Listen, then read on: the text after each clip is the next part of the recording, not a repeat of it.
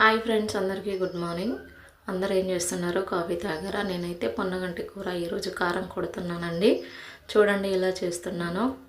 పొన్నగంటి కూర ఆకుల్ని కొద్దిగా ఆయిల్ వేసి ఫ్రై చేశానండి. అలానే ఎండుమిరపకాయల కారం అయితే రోట్లో దంచి పెట్టుకున్నాను. మిక్సీలో అయితే మొత్తం పేస్ట్ లాగా అవుతుంది కదా, అందుకోసానికి రోట్లో దంచి పెట్టానండి.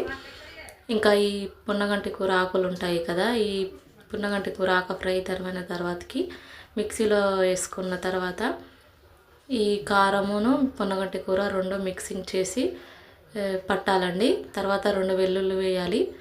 దీంట్లో ఇంకా ఏం వేసుకోకూడదు. వీటి ఉపయోగాలు ఏంటంటే క్యాన్సర్ని తగ్గిస్తుంది, బీపీని తగ్గిస్తుంది, షుగర్ లెవెల్స్ అదుపులో ఉంటాయి.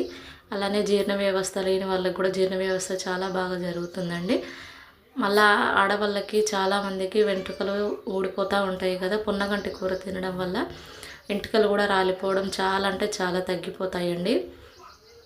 దీంట్లో పాల కంటే ఎక్కువ కాల్షియం ఉంటుంది. ఆ కాల్షియం వలన మనకి ఎంతో హెల్త్ పరంగా చాలా ఆరోగ్యంగా ఉంటామండి. పొన్నగంటి కూర కొంచెం ఆరోగ్యకరానికి కాదు అనుకొని ఎవరు తినకుండా ఉంటారు, కానీ చాలా అంటే చాలా ఆరోగ్యకరమైనది పొన్నగంటి కూర. దీని వలన హార్ట్ అటాక్ కూడా రాకుండా ఉంటుందండి. పొన్నగంటి కూర తినండి, ఆరోగ్యంగా ఉండండి.